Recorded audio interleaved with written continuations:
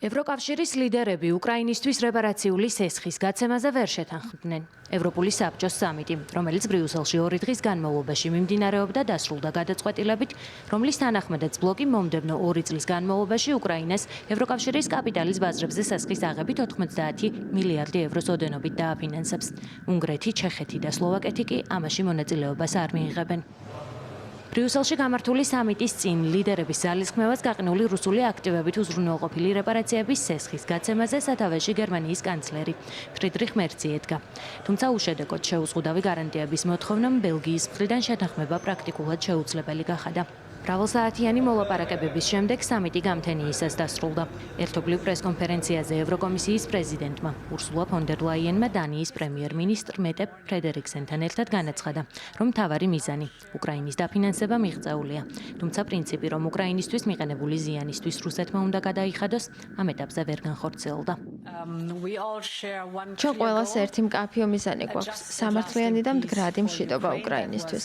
ამიტომ შევიკრიბეთ ნათელი მიზნით მომდევნო 2 წლის განმავლობაში უკრაინის ფინანსური საჭიროებების მოგვარებისთვის და დიდი სიხარულით შემიძლია ვთქვა, რომ ეს შევძელით. მივაღწევთ შეთანხმებას, რომლის მიხედვითაც მომდევნო 2 წლის განმავლობაში უკრაინის ფინანსური საჭიროებების დაკმაყოფილება შეგვიძლია. როგორც ისეთ კომისიამ 2 წინადადება წარმოადგინა, ორივე სამართლებრივად გამართული და ტექნიკურად განხორციელებადი. ერთი მხრივ ჩვენ შევთავაზეთ ევროკავშირის მიერ კაპიტალის ბაზრებზე სესხის აღება, მეორე მხრივ კი შევიმუშავეთ რეპარაციების სესხი. განხილვებისას ძალიან მნიშვნელოვანი იყო ის ფაქტი, რომ უკვე გასული კვირის პარასკევს გავგზავნოთ მკაფიო და ძლიერი პოლიტიკური გზავნილი რუსეთის აქტივების გრძელვადიანად გაყენვით ევროკავშირში. წევრი სახელმწიფოები შეთანხმდნენ, რომ დააფინანსებენ უკრაინას ევროკავშირის მიერ კაპიტალის ბაზრებზე სესხის აღების გზით 90 მილიარდი ევროს ოდენობით მომდევნო 2 წლის განმავლობაში. ჩვენ ამას გავაკეთებთ გაძლიერებული თანამშრომლობით, რომელიც მხარდაჭერილია ევროკავშირის ბიუჯეტის რესურსებით და ერთსულოვანი შეთანხმების საფუძველზე. ძალიან მნიშვნელოვანია, რომ უკრაინას სესხის დაფარვა მხოლოდ რეპარაციების მიღების შემდეგ დასჭირდება. მანამდე კი რუსული აქტივები გაყინული დარჩება. ეს არის გამოსავალი, რომელიც ერთად ვიპოვეთ. როდესაც ჩვენი თავმჯდომარეობა დაიწყო, ვთქვი, რომ ევროპა მეორე მსოფლიო ომის დასრულების შემდეგ ყველაზე დიდი გამოწვევის წინაშეა. რუსეთის სასტიკი ომი უკრაინის წინააღმდეგ, ჰიბრიდული თავდასხმები და გლობალური გაურკვევლობა. სწორედ ამიტომ დანიისთვის თავმჯდომარეობის პერიოდში ერთ-ერთ მთავარ პრიორიტეტს იმის უზრუნველყოფა წარმოადგენდა, რომ ევროპა მაქსიმალურად ძლიერი ყოფილიყო და რა თქმა უნდა, უკრაინისთვის მხარი დაეჭირა. დღევანდელი ამოცანა, როგორც უკვე მოისმინეთ, უკრაინისთვის მომდევნო 2 წლის განმავლობაში სტაბილური დაფინანსების მოძიება იყო. ჩვენ გადაწყვეტილება მივიღეთ 90 მილიარდი ევროს ოდენობის სესხი, რომელიც ევროკავშირის ბიუჯეტს ეფუძნება. ეს არის სესხი, რომლის დაბრუნებას უკრაინას არ მოუწევს მანამ, სანამ რუსეთი ომის რეპარაციებს არ გადაიხდის და რუსული აქტივები გაყინული დარჩება. ამრიგად, დღევანდელი დღის მთავარი შედეგი ის არის, რომ უკრაინის მხარდაჭერა გარანტირებულია და ეს მრავალი მიზეზის გამოა მნიშვნელოვანი. უპირველეს ყოვლისა, იმიტომ რომ ჩვენ სამივე, ვინც აქ ვდგავართ, უკრაინას ჩვენი თავდაცვის პირველ ხაზად აღვიქვამთ. დღევანდელი დღე დასრულდა და უნდა ვთქვა, რომ იგი ძალიან წარმატებული იყო. ეს ნამდვილად სერიოზული გამოცდაა. ჩვენს წინაშე იდგა კითხვა, ნამდვილად გვესმოდა თუ არა გეოპოლიტიკური გამოწვევები. ნამდვილად ვხედავდით თუ არა ახალი მსოფლიო წესრიგის ახალ რეალობებს და შეგვეძლო თუ არა მათთვის პასუხის გაცემა. პასუხი ერთ მნიშვნელოვნად დადებითია. ევროპამ გააცნობიერა გზავნილი და აჩვენა თავისი სუვერენიტეტი. ჩვენ მტკიცედ ვდგავართ ევროპაში ყველაზე დიდი უსაფრთხოების პოლიტიკის საფრთხის, რუსეთის აგრესიის წინააღმდეგ, რომელიც დიდი ხანია ცდება მხოლოდ უკრაინის წინააღმდეგ მიმართულ აგრესიას. უკრაინის დაფინანსება ახლა უკვე გარანტირებულია რამდენიმე წლის განმავლობაში. როგორც ამას ჯერ კიდევ ოქტომბერში ვითხოვდი. ეს მრავალწლიანი პერსპექტივა გადამწყვეტია, რათა უკრაინის გადარჩენა უზრუნველყოფილი იყოს და ამავდროულად მოსკოვში მკაფიო და უტყუარი გზავნილი გაიგზავნოს.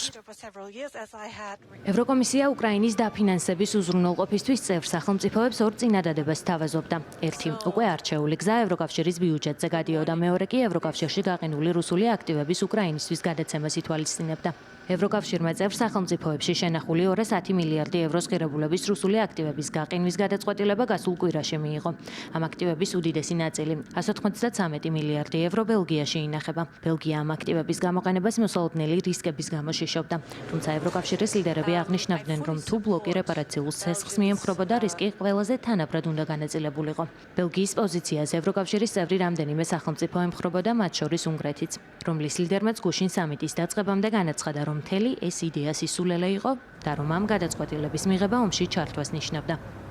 ბელგიის პრემიერ-მინისტრის ბარტ დე ვევერის თქმით, გაყინული რუსული აქტივების გამოყენებაზე უარის თქმით ევროკავშირმა ქაოსი და განხეთქილება აიცილა თავიდან. ვფიქრობ, უკრაინამ გაიმარჯვა, მიიღო სასწრაფო, პროგნოზირებადი და საიმედო დაფინანსება, რომელიც მომდევნო 2 წლის განმავლობაში სჭირდება. კაპიტალის ბაზრებზე ევროკავშირის ცესხის აღების საფუძველზე, რომელიც მხარდაჭერილია ევროკავშირის ბიუჯეტის რესურსებით.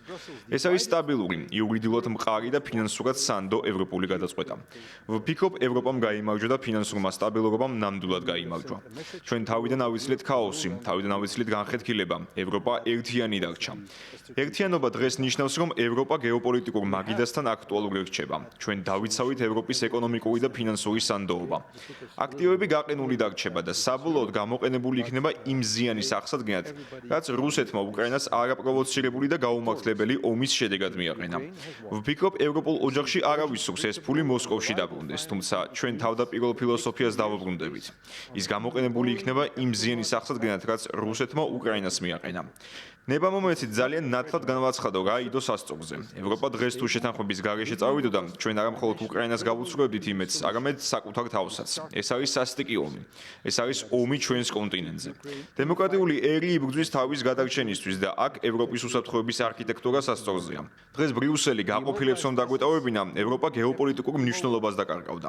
ეს სრული კატასტროფა იქნებოდა ჩვენ მსოფლიოს გავოგზავნიდით შეტყობინებას, რომ ევროპას აღარ შეუძლია არაფრის მიღწევა. რაც არ უნდა მოიპარონ, როგორც არ უნდა გააკეთონ, ეს საბოლოოდ ანაზღაურება მოუწევთ, ამბობს ვლადიმერ პუტინი. მისი თქმით, რუსული აქტივების გამოყენების გეგმა ძარცვაა და რუსეთი საკუთარ ინტერესებს უპირველეს ყოვლისა სამართლებრივი გზით დაიცავს. ქურდობა არ არის ამ ქმედებისთვის შესაფერისი განმარტება. ქურდობა არის ქონების ფარული მითვისება. ჩვენს შემთხვევაში ისინი ამას ღიად აკეთებენ. ეს არის ძარცვა. ძარცველებისთვის ეს შედეგები ძალიან მძიმე იქნება. ეს არა მხოლოდ იმიჯს აზიანებს, არამედ ევროზონის მიმართ ნდობასაც უთხრის ძირს. რაც და როგორც არ უნდა მოიპარონ, დადგება დრო, მათ ამ ყველაფრის დაბრუნება მოუწევთ. ჩვენს ინტერესებს სასამართლოშიც დავიცავთ და ვეცდებით ვიპოვოთ იურისდიქცია, რომელიც პოლიტიკური გადაწყვეტილებებისგან დამოუკიდებელი იქნება. ევროკავშირისა და წევრი სახელმწიფოების ლიდერთა ნაწილი მიიჩნევს, რომ მიღებული გადაწყვეტილება ამ ეტაპზე უკრაინის ფინანსური საჭიროების დასაფარად ყველაზე სწრაფი და ეფექტიანია. გარდა ამისა, ლიდერებმა ევროკომისიას ახალი მანდატი მისცეს, რათა მან გააგრძელოს ტექნიკური და სამართლებრივი სამუშაო რეპარაციების ცესხზე. თუმცა რთულია იმის წარმოდგენა, როგორ შეიძლება შეთანხმების მიღწევა არსებული განსხვავებული პოზიციების პირობებში.